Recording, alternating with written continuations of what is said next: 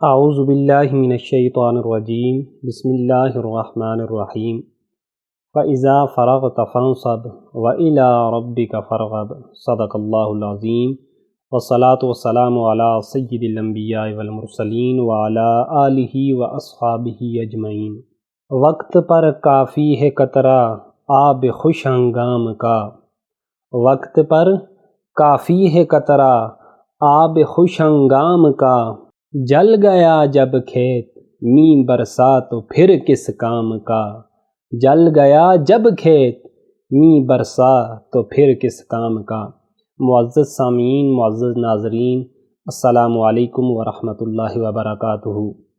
آج کا ہمارا ٹاپک ایک انتہائی اہم ٹاپک ہے اور جس کے حوالے سے ہم نے بات کرنی ہے وہ ہے وقت کی اہمیت۔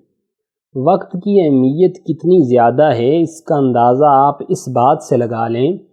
کہ جس طرح تھنوں سے نکلا ہوا دودھ واپس نہیں جا سکتا، جس طرح کمان سے نکلا ہوا تیر وہ واپس نہیں آ سکتا، اسی طرح وقت اگر ایک دفعہ گزر جائے تو یہ گزرا ہوا وقت واپس نہیں آ سکتا۔ جس طرح منہ سے نکلے ہوئے الفاظ ان کو دوبارہ واپس نہیں لایا جا سکتا، جس طرح ایک جگہ سے اگر پانی بہہ کے چلا جائے اس پانی کو واپس نہیں لایا جا سکتا، اسی طرح جب وقت گزر جائے تو اس وقت کو دنیا کی کوئی بھی طاقت واپس نہیں لا سکتی۔ وقت کی اہمیت کے بارے میں ایک حدیث طیبہ حضرت عائشہ رضی اللہ تعالی عنہا سے مروی ہے۔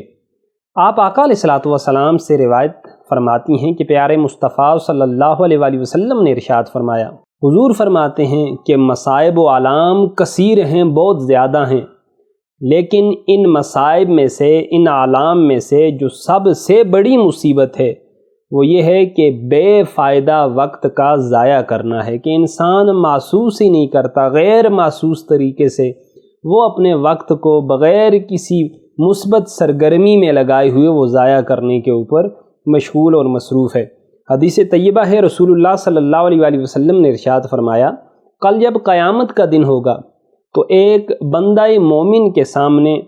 دن اور رات کے 24 گھنٹوں کے صندوق لا کے رکھے جائیں گے۔ جب ان صندوقوں کو کھولنے کا حکم ہوگا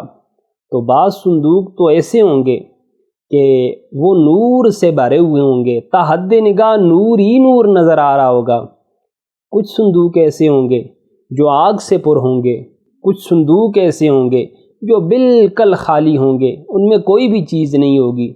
بندہ حیران ہو کے پوچھے گا، مولا یہ کیا معاملہ ہے؟ تو اللہ رب العزت ارشاد فرمائیں گے، اے بندے، یہ جو صندوق نور سے پر ہیں یہ وہ صندوق ہیں کہ جن لمحات میں تو نے کوئی نیکی کے کام کیے تھے، اللہ اللہ کیا تھا، اللہ کے ساتھ لو لگائی تھی، اللہ کو یاد کیا تھا، تو یہ جو صندوق ہیں یہ نور سے پر ہیں، اور جو صندوق آگ سے پر ہیں یہ وہ لمحات ہیں تیری زندگی کے، وہ قیمتی اوقات ہیں جن کو تو نے نافرمانی کے اندر، عصیان کے اندر، اللہ رب العزت نے جن کاموں سے منع کیا تھا ان کاموں کو کرنے کے اندر گزارے تھے، تو یہ آج آگ سے پر ہیں۔ اور وہ لمحات کہ جن میں تو نے کچھ نہیں کیا تھا، بالکل خالی رہا تھا، بیکار رہا تھا، وہ صندوق آج خالی ہیں۔ تو بندہ مومن اس وقت حسرت کرے گا کہ کاش میرے یہ جو صندوق خالی رہ گئے تھے ان میں اللہ کا ذکر کر لیتا، عبادت کر لیتا تو آج مجھے ان کا بھی فائدہ ملتا۔ جو حدیث طیبہ آپ کے سامنے میں نے پیش کی ان کو بیان فرمانے والی حضرت عائشہ ہیں۔ حضرت عائشہ کی شان میرے آقا نے اپنے منہ مبارک سے کس طرح بیان فرمائی؟ حضور فرماتے ہیں، عائشہ بین النساء کابی القاسم بین الانبیاء، کہ امت محمدیہ کی خواتین کے درمیان عائشہ کی شان ایسی ہے کہ جس طرح نبیوں کے درمیان میری شان ہے، اللہ نے جس طرح مجھے شان عطا فرمائی ہے کہ مجھ جیسا کوئی نہیں ہے، اس طرح امت محمدیہ کی خواتین میں عائشہ جیسی کوئی اور عورت نہیں ہے۔ وقت کو بے فائدہ ضائع کرنا یہ بھی مصیبت ہے۔ علماء نے اس کی دو قسمیں بیان فرمائی ہیں، ایک دینی مصیبت ہے، ایک دنیاوی مصیبت ہے۔ دنیاوی مصیبت کی 3 قسمیں ہیں۔ وہ مالی مصیبت کی شکل میں ہو سکتی ہے، وہ اہلی مصیبت کی شکل میں ہو سکتی ہے، اور وہ بدنی مصیبت کی شکل میں ہو سکتی ہے۔ اگر انسان کا مال ضائع ہو جائے تو یہ بھی اس کے لیے مصیبت ہے۔ اگر انسان کا بدن کمزور ہو جائے، بیماریاں اس کے اوپر حملہ آور ہو جائیں تو یہ بھی اس کے لیے مصیبت ہے۔ اور اسی طرح اگر انسان کے آل و عیال، اس کی اولاد میں سے، اس کی بیوی میں سے، اس کے بچوں میں سے کوئی فوت ہو جائے تو یہ بھی انسان کے لیے مصیبت ہے۔ لیکن یہ جو دنیاوی مصیبتیں ہیں، ان کا بہرحال اللہ نے نعم البدل بھی رکھا ہے، اور اگر کوئی بندہ ثواب کی نیت سے ان کے اوپر صبر کرتا ہے تو اللہ اپنی بارگاہ میں سے ان کو ثواب بھی عطا فرمائیں گے اور ان چیزوں کا نعم البدل بھی عطا فرمائیں گے۔ اور دینی مصائب میں سے کیا ہیں کہ اگر انسان کی نماز رہ گئی، ایک نماز چھوڑنے کا جو عذاب ہے وہ 2,40,000 سال تک جہنم کی آگ میں جلنا ہے۔ اگر ایک بندے کا فرضی روزہ جان بوجھ کے رہ گیا تو ساری زندگی بھی وہ روزے رکھتا رہے، اس رمضان کے ایک روزے کے ثواب کے برابر وہ ثواب حاصل نہیں کر سکتا۔ تو یہ جو مصائب، دینی مصائب ہیں، یہ دنیاوی مصائب سے کہیں زیادہ ہیں اور ان کے نقصانات بہت ہی زیادہ ہیں۔ اس لیے اللہ پاک اپنے فضل و کرم سے مسلمانوں کو ان دونوں یعنی دینی مصیبتوں میں سے بھی اور دنیاوی مصیبتوں سے بھی وہ نجات عطا فرمائے۔ کسی شاعر نے کیا خوب کہا تھا، صدا دور دورہ دکھاتا نہیں، صدا دور دورہ دکھاتا نہیں، گیا وقت پھر ہاتھ آتا نہیں۔ حضرت سلیمان علیہ السلام اللہ کے بہت بڑے نبی ہیں۔ یہ ان لوگوں میں سے ہیں جن کو اللہ نے ایسی حکومتیں عطا کی تھیں کہ ان کے بعد ایسی حکومت پھر کسی کو نہیں مل سکی۔ ایک دن نماز میں معمولی سی تاخیر ہو جاتی ہے، کوئی تھوڑا سا وقت گزر جاتا ہے، تو آپ اتنے زیادہ پریشان ہوئے کہ 40 روز تک پریشانی کے عالم میں اللہ سے استغفار کرتے رہے کہ مولا میرے سے جو نماز کے اندر تاخیر ہوئی ہے میرے اس گناہ کو معاف فرما دے، اور اس کے بدلے آپ نے 900 اونٹ اسی وقت رائے خدا میں قربان کر دیے کہ مجھ سے جو لغزش ہوئی ہے، یہ لغزش جو ہے یہ بہت بڑی ہے۔ اب ان مقدس انبیاء کرام کے تعلیمات کو اگر ہم دیکھیں، ان کے افعال کو دیکھیں، تو آج اگر ہم اپنی زندگیوں کا مطالعہ کریں تو نماز میں تاخیر تو دور کی بات ہے، نماز پڑھنا یہ بھی شاذ و نادر ہی کچھ لوگ ہیں جو اس کی پابندی کر رہے ہیں۔ اس لیے نماز کی پابندی بہت ضروری ہے۔ اور خود ہمارے آقا علیہ السلام کی تعلیمات کیا ہیں کہ غزوہ احد کا موقع ہے، جب دشمن کا ایک ریلا آتا ہے اور حملہ نہایت ہی شدید قسم کا ہوتا ہے تو حضور کے 2 دندان مبارک شہید ہو جاتے ہیں۔ تو صحابہ کرام عرض کرتے ہیں یا رسول اللہ ان کے لیے بد دعا فرمائیں، تو حضور فرماتے ہیں اللہم عاد قومی فإنہم لا یعلمون، اے اللہ میری قوم کو ہدایت عطا فرما دے،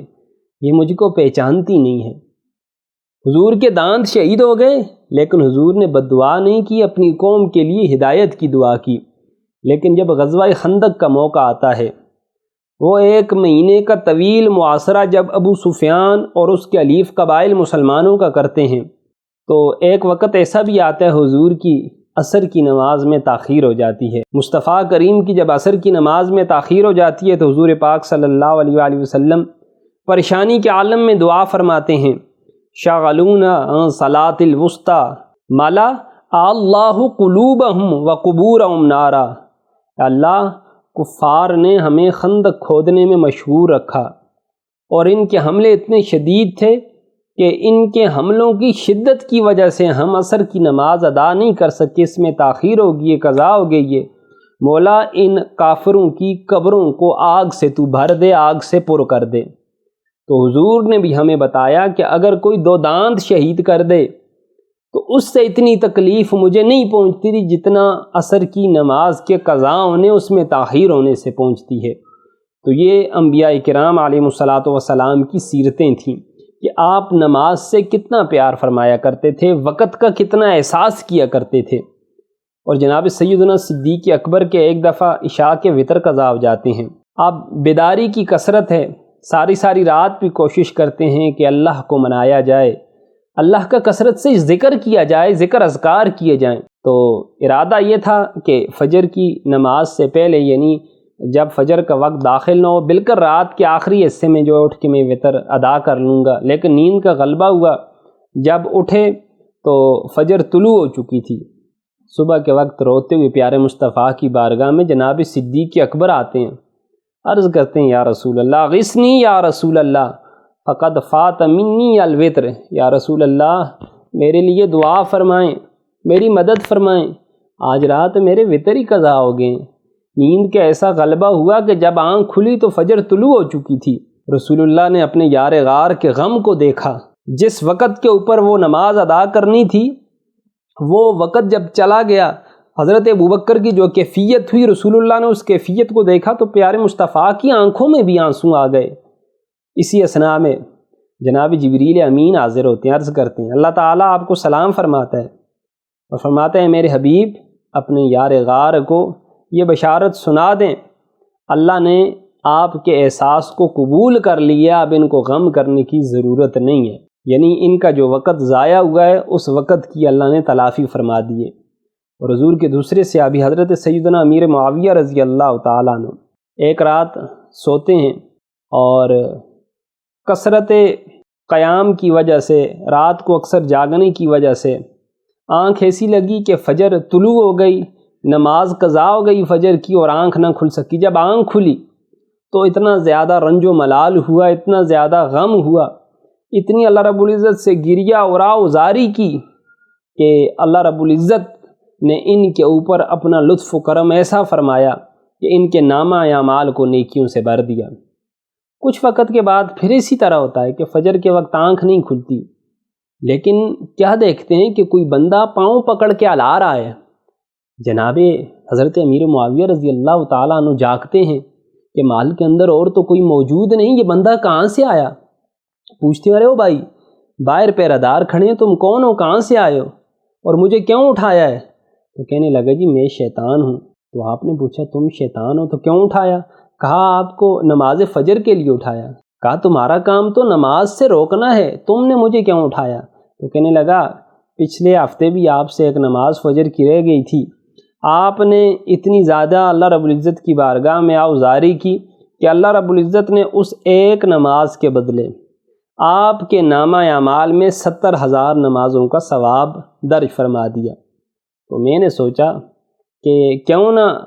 ان کو آج اٹھا ہی دوں، اگر پھر ان کی نماز رہ گئی، پھر انہوں نے اللہ رب العزت کی بارگاہ میں آوزاری کی تو اللہ کہیں ان کو پھر اور 70,000 نمازوں کا جو ہے ثواب عطا نہ فرما دے، اس لیے 70,000 کے بجائے بہتر ہے کہ ایک نماز کا ثواب یہ جو ہے حاصل کر لیں۔ تو یہ وقت کی اہمیت تھی جو صحابہ کرام رضوان اللہ تعالی علیہم اجمعین کے ہاں تھی۔ حضرت شیخ جنید بغدادی رحمۃ اللہ تعالی علیہ فرماتے ہیں کہ دنیا کی ایک گھڑی، ایک منٹ، ایک سیکنڈ یہ قیامت کی 1000 گھڑیوں سے بہتر ہے۔ کیوں کہ دنیا کی ایک گھڑی میں جو آپ نیک کام کریں گے اس کا آپ کو ثواب ملے گا، جبکہ قیامت کی گھڑیاں اگرچہ قیامت کا ایک دن 50 ہزار سال کا ہے، لیکن ان گھڑیوں میں آپ کوئی بھی نیک عمل نہیں کر سکتے، اپنے نامہ اعمال میں ثواب درج نہیں کروا سکتے، اس لیے یہ جو دنیا کی گھڑیاں ہیں یہ 1000 گھڑیوں سے بہتر ہیں۔ تو سامعین آخر بات وہی ہے جو اقبال مرحوم رحمۃ اللہ تعالی علیہ نے فرمائی تھی، وقت پر کافی ہے قطرہ، وقت پر کافی ہے قطرہ ابر خوش ہنگام کا، جل گیا جب کھیت میں برسات تو پھر کس کام کا۔ اللہ رب العزت ہمیں وقت کی قدر کرنے کی توفیق عطا فرمائے۔ وما علینا الا البلاغ المبین۔